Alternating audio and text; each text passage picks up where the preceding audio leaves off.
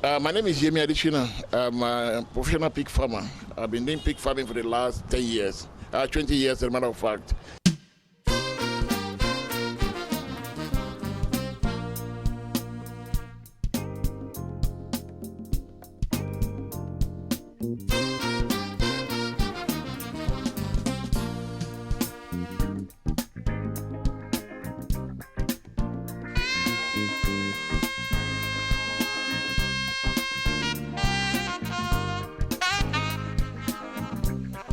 And I've been opportune to set up, not only set my own farm up, run very well. I also train people around the country.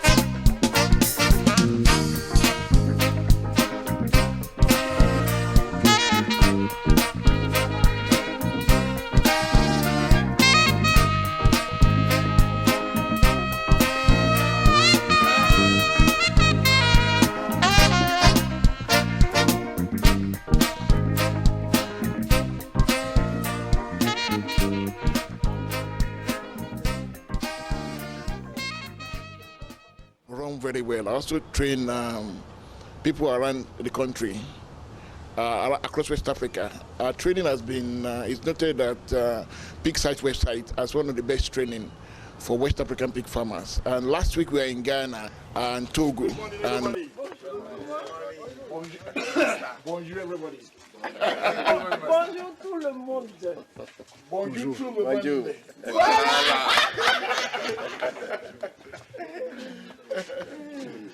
Yeah, good morning everybody. Normally when we visit a pig farm, Normalement, quand nous visitons une ferme, we're not supposed to walk in like that. on ne doit pas marcher, commencer à marcher.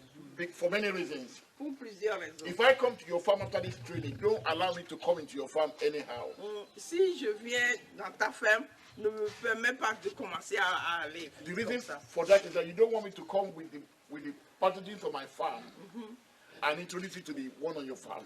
Alors, si moi je viens de ma propre ferme et que je viens dans ta ferme comme ça, la raison pour laquelle tu ne dois pas me permettre, c'est parce que si moi j'ai des And next week we are going to Cameroon, and what we do is that we not only train pig farmers, we train two categories of pig farmer: people that are already doing pig farming that wants to go commercial, and people that are contemplating of starting a new venture in pig farming. So what we do with them is that we train them how to start pig farming, what they need to know. There's some fundamentals. It's like any other business. The devil is always in the details. Everybody knows that agriculture, you make money in it, but the question is, how do you make money? When is the money made? What are the pitfalls that you must avoid? And in doing our training, one of the things we do is that we focus on the most important thing that farmer needs to know. First of all, they need to know, is pig farming profitable? Why are they going into it? What kind of mindset and attitude do they require for them to be a successful pig farmer? And from there, we start teaching them about the costing. Because our training is called profitable pig farming. It's called profitable pig farming because we don't only tell people how to start a pig farm. We tell them how to run it profitably. So we start by telling them the costings, what it requires in terms of the fixed cost, in terms of the variable cost. The fixed cost, we mean how much is it going to cost you to set up. We can't tell you about the land. You can buy your land everywhere, but we also instruct you where to buy your land from. So you don't buy the land that is too cheap, but it's far in the remote area, because you have to be transported. You have to be going, taking feed to your farm and bringing pig out. And when you want to sell, it might be difficult. So we tell them what kind of terrain is good for pig farming, how to locate their pig farm, what kind of things like water, like other farmers. It has to be an area that is not very hostile to pig farming. If the other pig farmers there, are they doing very well? You'll be close to them, but not too close, because you don't want to transfer infection. Then we go into costing. How much does it cost to buy your pigs? How much does it cost to feed them? when are you going to start making money back?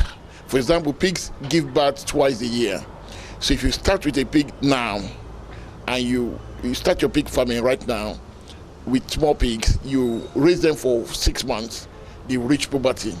At 8 months, they get pregnant. 4 months, they give birth. So in a year, you can give birth to 2 sets of pigs in a year, which means can be range from around 9 to 18 piglets. And that's where you start making money. Actually, that's an interesting question, because one of the things that we've done so far is that we've helped, last year we were in Imo State, and we have been in Osun State, where they've called us to come and help them set up youth empowerment. And this is an idea that I'm going to recommend for government, especially in this time when things are serious. I believe that one of the challenges Africa is having right now is that there's a war happening 6,000, 7,000 miles away, and it's affecting Ukraine, and we cannot bring, as a result, it's affecting wheat, which affect bread. And it has been a domino effect that's affected the cost of rice, the cost of beans, the cost of everything. It's so important that Africa needs to start thinking of raising their farm, of producing enough to be able to cover, to be able to start feeding ourselves, because if not, we're going to be dependent upon other countries, and when something happens that is not supposed to be our business, we feel the big brunt of it. And that's one of the reasons why we are training young people to go into farming. Now we don't do crop, we do pig farming, because pig is livestock. One of the things that we lack in Nigeria is livestock, is meat. So we know that some people will not eat meat, pork meat, because it's only Muslims don't eat pork meat, and we understand. But I believe is that if there's enough pork meat around, and the Christians and people that can eat pork meat are able to eat pork meat, it will reduce the overall cost of beef and catfish, which will now make it easily available to the rest of the population who can only eat pork meat. So when we do youth empowerment program, we set up a farm. We've done it in Imo State, we've done it in Osun State. We've not done any in Oyo State, we don't know why.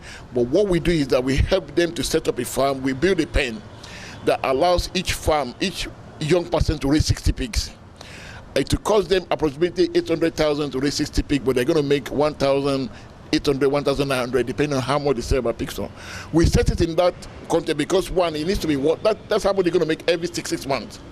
We set those farming, those content, because, one, we want to make pig farming to be attractive to young people. So what we do is that we help them build a pen that can accommodate 60 pigs. And we give them feed. If they want to buy feed from us, we train them on how to manage their feed efficiently, so the cost of feed is reduced. And when they finish production, we help them to market the product. So all they need to do is to feed the pig and take care of the pig. And it makes it easier for them to manage the pig. Finally, we want to ask for the nutritional table value of Okay. these are economic and social. Exam. One of the questions that people normally ask me is that what's the benefit of pork meat? I believe first we need to realize how pork is. We know that in Nigeria we don't eat a lot of pork meat, but do you know that pork is the most consumed meat around the world? In fact, 75% of the meat consumed in China is pork meat. 35 to 40% of meat consumed in Western countries, that is what I'm referring to, United Kingdom, United States, Europe, is pork meat. So they cannot be wrong. They cannot be wrong, and we are right. The reason why they go for pork meat is that pork meat is very easy to produce. That's why I said with 60 pigs, they can make that amount of money, and they only need to feed them, because it takes 6 months for pigs from piglet to reach maturity. That means a graduate can raise 2 sets of pigs in a year. That means they don't need to wait forever. Like cattle, where you need to wait for 1.5 years, or like goats, where you only give birth to 2. And if they are raising breeder pig, they can start with 10 and end up with 180 at the end of the year. So in terms of nutrition, one of the challenges that people normally say when it comes to nutrition is that pig is very fatty. But I beg to differ, because when we are in the training, we are looking at what the Chinese people have to say about pork meat. First of all, they said pork meat it rejuvenates. There's a lot of iron in pork meat. So if you are pregnant, pork is the preferred meat to eat if you are pregnant, especially if you need excess blood in your system. Pork, in terms of when you remove the fat from the skin of a pig, the meat content, meat to meat content, pork is less fatty than even poultry and beef when you remove the skin. So in terms of nutrition, and Chinese believe that if you are eating pork meat at a very early age, it helps you it has thiamine, which helps in terms of making sure that your brain is able to function. So people that have Alzheimer's disease or have long-term mental illness that is associated with age, they encourage them to eat a lot of pork meat when they are 35, 40, so they can have a lot of timing that will help them to develop their brain. And also for our kids, we want our children to be smart, and they are not Muslim. If you are Muslim, it's understandable that you cannot eat pork meat, and that is our goal, is not to make Muslims to eat pork meat. Our goal is to make those that can eat pork meat to eat pork meat, so that there's less demand. Make the pork available for those, so there's less demand for pork meat, for other meat around the country. Can this sector of agriculture help Nigeria to feed itself? That we should be aware of in Africa is that we are producing a lot of graduates, and we are not producing an equivalent job. According to United Nations, Africa produces 12 million graduates every year, and they only have employment for 3 million. That means at the end of the day, what is going to help is entrepreneurship. We need to help these young people we need to change the academic system that make us to feel as if once we qualify as a graduate, we have arrived. We've not arrived. It's just a starting point. And secondly, job is not available. We need to be able to create jobs. And that's one of the things that agriculture can do, because when we help them set up in Warris for 100 youths, they are doing very well. You can see it on a YouTube video, Papa Yemo 1, Ezu Pig Farm. And they are thriving very well. They are doing very well. They are self-employed. They don't need to depend on the government. They are paying their taxes. The government is collecting money for the houses that they built for them, but they are providing jobs for people that are planting cassava there, because there are a lot of indirect businesses that come out when you set up such a big farm. And what we are hoping to do is to set up a farm that's is to keep on setting this kind of youth farm settlement up across the country to make farming more attractive to young people and create an environment for it. Yeah. Finally, we want you to tell us about your books.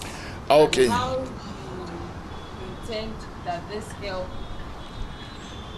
Heard today. Please kindly subscribe to our channel. Kindly subscribe to our channel, and do not forget to hit the notification bell for any new information.